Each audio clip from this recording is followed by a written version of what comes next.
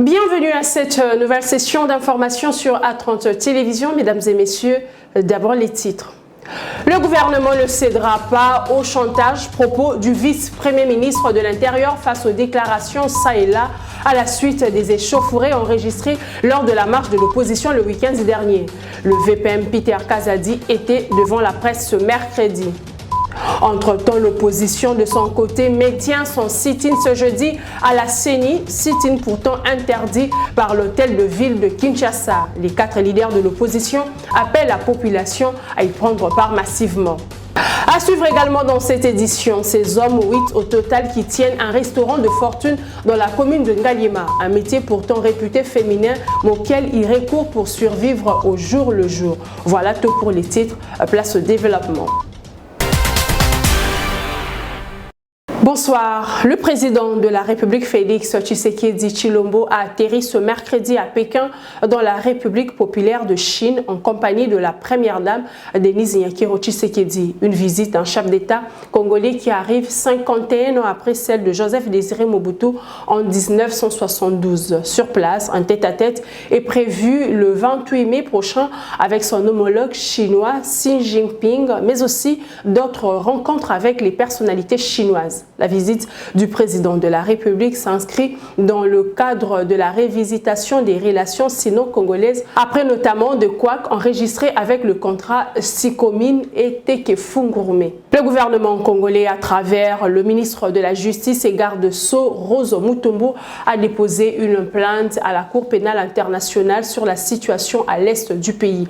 L'objectif poursuivi par Kinshasa est d'inviter la CPI à focaliser son attention et initier le processus d'enquête aux fins de poursuite et répression des agents de la coalition M23 soutenue par le Rwanda. Entre-temps, le procureur de la CPI, Karim Khan, est attendu à Kinshasa le 28 mai prochain. Le gouvernement de la République démocratique du Congo n'entend pas se laisser faire ni se laisser intimider face au chantage. Déclaration du vice-premier ministre, ministre de l'Intérieur, Peter Kazadi, quelques jours après les échauffourées de la marche de l'opposition. Devant la presse ce mercredi, Peter Kazadi a chargé les initiateurs de la marche à la suite des incidents enregistrés. Reportage. Quelques jours après les marches organisées dans la ville de Kinshasa par l'opposition et la majorité, le vice-premier ministre de l'Intérieur est sorti pour plancher sur la situation sécuritaire, mais aussi sur le processus électoral. L'un des premiers points épinglés, les conflits à l'ouest de Kinshasa, avec notamment la milice Mobondo. Selon Maître Peter Kazadi, cette situation est orchestrée en complicité avec certains élus du peuple. Dans la foulée, le VPM de l'Intérieur condamne les messages de haine véhiculés par des personnalités publiques. Nous avons vu des gens de premier rang appeler au tribalisme, aux tueries, avant même que les manifestations ne se tiennent. Des hauts responsables de ces partis politiques de l'opposition ont tenu des réunions au cours desquelles ils ont mis en place des stratégies partant des recrutements des jeunes désœuvrés, moyennant de l'argent, les droguant, leur donnant des machettes, c'est-à-dire des armes blanches, leur indiquant des cibles, notamment les stations d'essence, les habitations de certaines personnalités faisant partie de la majorité au pouvoir. S'agissant des manifestations en cette période électorale, les ministres soulignent que l'État fera son travail et impossible de céder au chantage. Face à cette situation, le gouvernement de la République, garant de l'ordre public et de la paix sociale, n'entend pas se laisser faire. Le gouvernement de la République n'entend ni se laisser intimider, ni s'est laissé faire du chantage que nous voyons ces derniers jours. À l'occasion, il souligne qu'il n'a jamais été associé à la décision du gouverneur d'autoriser 3 marches le samedi dernier. Avant cette marche, il y a eu une marche qui était projetée, je pense, le 13. Au cours de cette réunion, le gouverneur a fait état de ce qu'il y avait 3 marches programmées le même jour sur les mêmes itinéraires. Il a voulu les partager en proposant à l'opposition de manifester le 18 pour laisser la date du 20 aux autres organisations politiques. Ça, vous ne voulez pas le dire. Et c'est l'opposition elle-même, sans concertation avec les gouverneurs, qui va annoncer que sa marche sera aussi le 20. Je n'ai pas été associé à la stratégie de l'hôtel de ville, mais je la trouve plutôt intelligente. Par ailleurs, le ministre de l'Intérieur réitère la volonté du gouvernement d'accompagner la CENI pour la réussite de sa mission. Les 4 leaders de l'opposition confirment leur sit-in ce jeudi devant le siège de la CENI dans la commune de Lagombe. Une manifestation au cœur de controverses puisque interdite par l'hôtel de ville de Kinshasa. Selon une correspondance du vice-gouverneur Gérard Moulumba, la commune de Lagombe est une zone interdite aux manifestations publiques. Les opposants dénoncent Martin Fayulu, Délicé Sanga, Moïse Katumbi, Augustin Matata Ponyo exigent la démission du gouverneur de la ville de Kinshasa, Gentini Ngobila. Suivez. On a vu le membre de l'Union sacrée de la nation marcher sur ces tronçons, y compris sur le boulevard du 30 juin. Nous avons nous-mêmes organisé des sit-ins déjà devant la CENI et nous avons aussi organisé des sit-ins devant l'ambassade du Rwanda. Donc nous disons à toutes les Congolaises et à tous les Congolais se trouvant à Kinshasa demain, jeudi 25 mai, d'être présents très tôt matin sur le lieu, c'est-à-dire au siège de la Commission électorale nationale dite indépendante. Que personne ne vous trompe, que personne ne vous déroute. Nous serons là pourquoi? Nous serons là surtout pour dire à la CENI que la fabrication qu'elle a orchestrée du fichier électoral, personne n'est dupe et personne ne peut accepter cela. Comme en 2018, Seth Kikuni se déclare de nouveau candidat à la présidentielle prévue en décembre de cette année. L'acteur politique a été porté par son parti Piste pour l'émergence. C'était le mercredi en marge de la sortie officielle du premier congrès de cette formation politique. Reportage. Piste pour l'émergence, voilà les nouveaux partis qui viennent de naître en République démocratique du Congo. Pour la sortie officielle couplée au premier congrès, la formation politique aux couleurs vert et or a donné le temps sur ses objectifs pour élever le Grand Congo. Pour y parvenir, Piste pour l'émergence entend se présenter à tous les niveaux aux prochaines élections qui s'annoncent à grands pas. Pour la présidentielle, le parti a déjà son candidat, son président national, Seth Kikuni Massoudi. Le candidat président public que le Piste pour l'émergence propose de porter aux élections présidentielles s'appelle M. Kikuni Massoudi.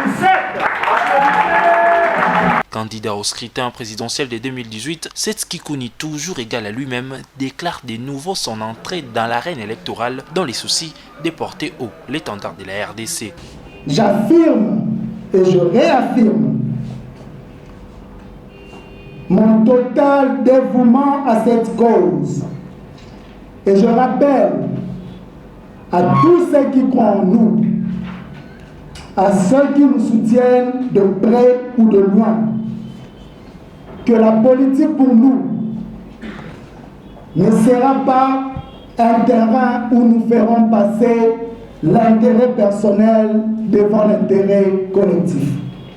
Piste pour l'émergence annonce une campagne d'adhésion massive pour les Congolais de tous bords. Les partis a pour devise mobiliser, organiser, transformer. À l'autorité de régulation de la sous-traitance dans le secteur privé, son directeur général, Miguel Cachal Katembe, a échangé avec le responsable de la société Vodacom Congo.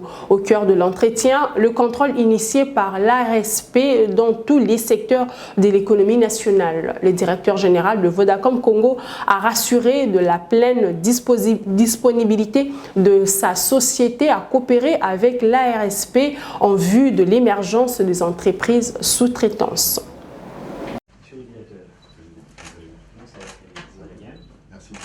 On a demandé à rencontrer l'honorable DG Miguel pour pouvoir déjà se rencontrer, mais également l'écouter et avoir sa vision sur la meilleure façon d'implémenter la loi sur la sous-traitance, en ligne avec ce que son Excellence le Président de la République a demandé à l'industrie et au secteur public de faire. C'était également pour réitérer notre soutien et notre alignement stratégique avec la loi sur la sous-traitance, partant du principe que créer des richesses locales, créer des champions locaux, a démontré dans d'autres géographies, à travers l'Afrique et le reste du monde, que ça apporte de la richesse au pays et que naturellement, ça profite à tous les opérateurs économiques, qu'ils soient publics, privés ou para-étatiques. Donc c'était dans ce sens-là, c'est pour réitérer notre soutien absolu et réel pour la bonne implémentation de la loi sur la sous-traitance qui va permettre à nos économies de se développer. Et pour une société comme nous, ce sont des coûts que nous avons déjà. Donc il est plus intéressant pour nous que ces coûts soient orientés vers de la création de richesses locales qui naturellement se retraduira dans la richesse pour les opérateurs tels que nous.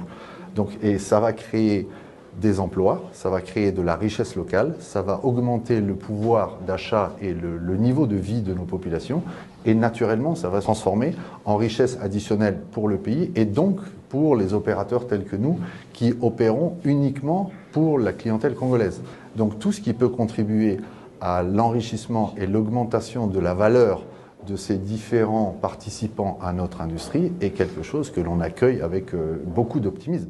À l'Assemblée provinciale de Kinshasa, la commission ECOFIN a présenté mardi son rapport d'audition du ministre provincial du Tourisme sur la non-traçabilité de taxes des voyageurs perçus au Bichingobila et autres ports fluviaux de la ville de Kinshasa.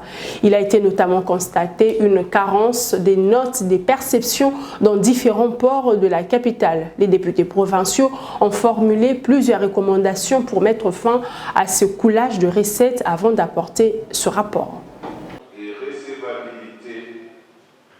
Trois matières ont fait l'objet des débats au cours de cette séance plénière à l'Assemblée provinciale de Kinshasa. La Commission économique et financière, à travers ses membres, a présenté à la plénière des rapports sur les contrôles budgétaires du marché de la liberté à Massina, mais également sur la non-traçabilité des taxes des voyageurs perçues au Bichingobila et autres ports fluviaux de la ville. Occasion pour plusieurs élus provinciaux de formuler des recommandations avant l'adoption des 10 rapports par l'APK. Le ministre avait répondu. Il y a eu bon nombre d'éléments qu'on a pris en compte dans la réponse du ministre. Notamment, il y a un contrat que la ville de Kinshasa a signé avec la DGM pour la perception de ces taxes. Mais certaines clauses de ce contrat ne sont pas respectées. Aussi, il y a aussi carence de notes de perception dans les différents ports de la ville de Kinshasa. C'est pour cela que nous avions recommandé au ministre et à l'exécutif provincial de remédier à cette situation. Mais comme vous l'avez suivi, il y a eu d'autres propositions qui sont venues des collègues, lesquelles propositions nous ont demandé de surseoir les premières recommandations pour en ajouter celles qui vont s'ajouter, afin que ça soit adopté à la plénière et transmise à l'exécutif provincial. Outre les 2 rapports, l'autre matière traitée par les élus était la proposition d'édit fixant les taux des impôts provinciaux dans la ville de Kinshasa. Proposition déclarée recevable et envoyée à la commission mixte PAG et ECOFIN. Quel Quel est l'apport de l'Assemblée provinciale de Kinshasa à la gestion de la ville? La question était au centre d'une conférence de presse organisée à l'IFASI, l'Institut facultaire de sciences de l'information et de la communication. Invité spécial à cette activité, Godempoy, le président de l'Assemblée provinciale de Kinshasa. Dans ses éléments de réponse, il a fait savoir que son institution a contribué à l'augmentation du budget provincial qui est aujourd'hui environ 1 milliard de dollars américains. Le président de l'Assemblée provinciale de Kinshasa, Godempoy, face aux étudiants de l'Institut facultaire des sciences de l'information et de la communication. Une rencontre qui s'inscrit dans le cadre du 50e anniversaire de cette institution supérieure.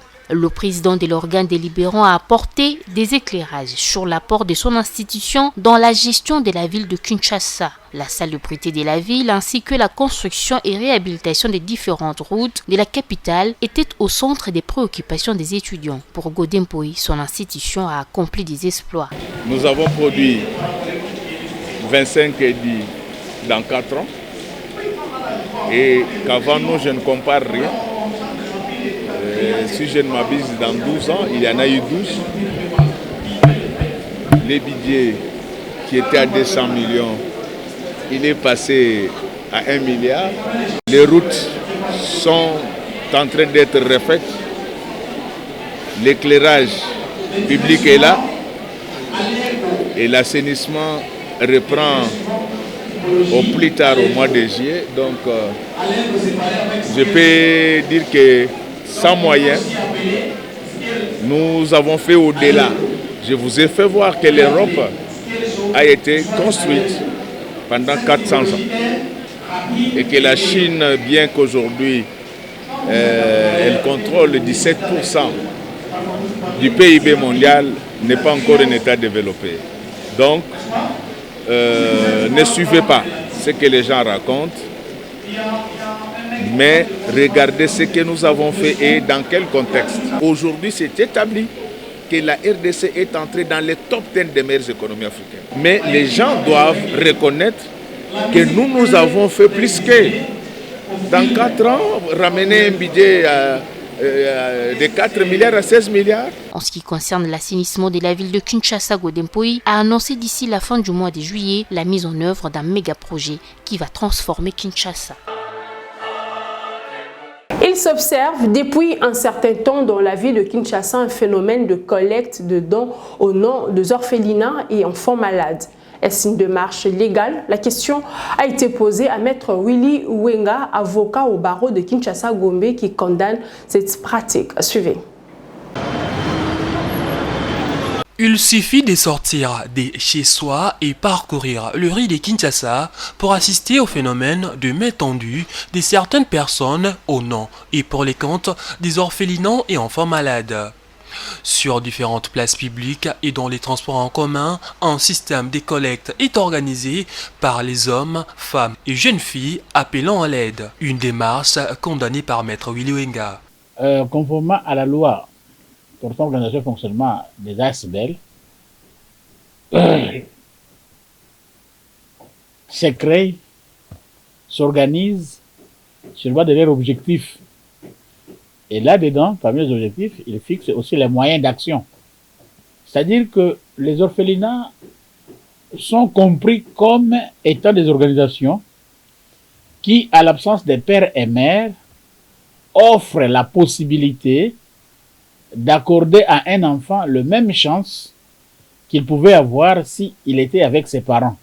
On suppose aussi que ces orphelinats ont dans leur rapport mutuel, tant au niveau national qu'international, disposent d'un armada de partenaires qui doivent les aider à subvenir aux besoins de ces enfants. Et la mendicité, c'est la forme pire de matraquage du mental de l'enfant, où déjà dès le bas âge, à travers les orphelinats, on est en train de détruire la capacité de l'enfant à subvenir à ses besoins demain. Mais quels sont alors les critères pour créer un orphelinat? Maître Willy Wenga explique. Il faut décourager toutes ces pratiques consistant à exposer les enfants dans la rue, dans la poussière, sous le soleil, Sous les intempéries, on expose les enfants. C'est anormal. C'est inacceptable. Et je pense que la police, les bourgmestres, doivent veiller à ce que ces gens-là ne traversent pas nos avenues, nos rues. Interrogé hors caméra, les personnes qui sollicitent l'assistance dans les rues de Kinshasa reconnaissent qu'il s'agit d'une solution mise en œuvre suite à l'arrêté des fréquentations des orphelinats par des personnes de bonne foi. Focus dans cette édition sur un restaurant de fortune communément appelé Maliwa à Kinshasa, apprécié par plusieurs habitants de la capitale congolaise, principalement les jeunes célibataires. Les gargotes sont de plus en plus tenues par les hommes et non pas seulement par des femmes. Le cas des 8 hommes qui ont décidé d'ouvrir leur restaurant dans la commune de Ngaliema. Ils ont été rencontrés par nos reporters. Considéré autrefois comme étant exclusivement dédié aux femmes, tenir un restaurant bon marché désormais associé à la gente masculine. Nous sommes au niveau des DGC dans la commune d'Engaliema. Devant le restaurant à la gloire, c'est un groupe d'hommes, M. Pascal et ses frères, qui tiennent cette gargote appelée Maliwa par des Kamekinois. Il est 6 heures du matin, les 8 frères arrivent déjà au lieu de travail. D'abord, l'entretien de l'espace, puis la vaisselle, avant de se lancer dans la cuisine, le tout de manière méticuleuse. Pour aider biso au lieu to bando yiba au lieu to bando senga pamba yango te se condamner pour to sala makambo yo aider pe ba famille na biso pe to balaka na ba biloko yo to komo sala ba activité na biso ebele kana makambo yo nde to senga ba jeune na biso mususu batika musala oyiba comme ma machette ko sala makambo mususu baya to sangana to bâtir pe mo kaka na biloko muke to zelaka te ke basalela biso il faut biso moko to sala bazwa courage wana ya ko sala biso to banga asute to zana courage na biso ya koluka biloko oyo. Loin des stéréotypes, ces hommes s'appliquent à l'œuvre. Kams Kadima est celui qui s'active dans la cuisine de toutes sortes de mets. Non, ça nyonso kolamba bonsa place pour na batu nde bazoliaka eza mo propre. Et mon père va s'en te socola de 200 ans. Premièrement, tu as eu le Cambongo. Deuxièmement, tu as servi la population. Puis ce mon père, tu as servi dans le sens que tu sais pour la donc pour cuisiner quoi. La clientèle, quant à elle, n'a que des mots positifs pour ces hommes remplis de courage. Bon, pour nous, on a lingi car nous net le col la jeune car ça a fait déjà na boulot. Pour ceux qui azan avandi azangi 100 francs na poche. Ah makanishi na yo kende po akende koiba. Moi c'est pas za na ndako alamba pona mutu moko. Comprendre? Moi c'est pas alamba pona mutu moko akoka charge ya bato belé boité. Parce que bango baza ceux qui 5 personnes 6 personnes. Le tenancier rencontre autant de difficultés qui ne sont pas moindres, avec notamment la hausse des prix des produits sur les marchés, d'où l'appel également aux autorités pour l'amélioration des conditions de vie des Congolais.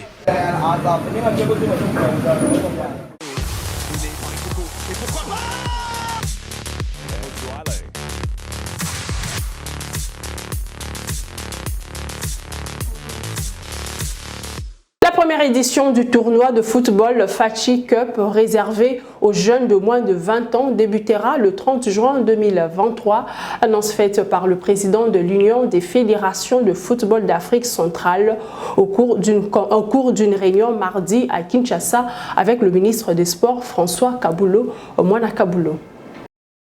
La première édition des Fachi Cup aura bel et bien lieu à Kinshasa. Confirmation émane des responsables de l'instance sous-régionale membre de la Confédération africaine de football en charge du développement du football d'âge.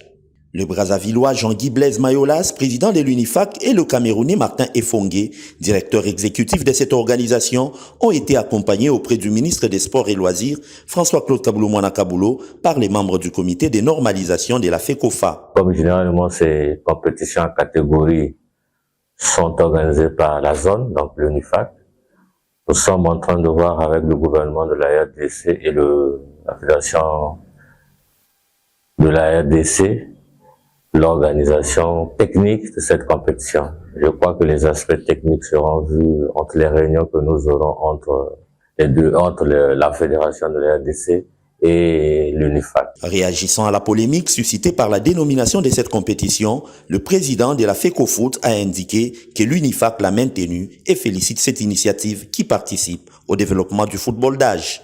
Pour la dénomination, il n'y a pas de problème. La sous-région, d'abord, on en félicite ce genre d'initiative. Donc, il n'y a pas de souci pour ça.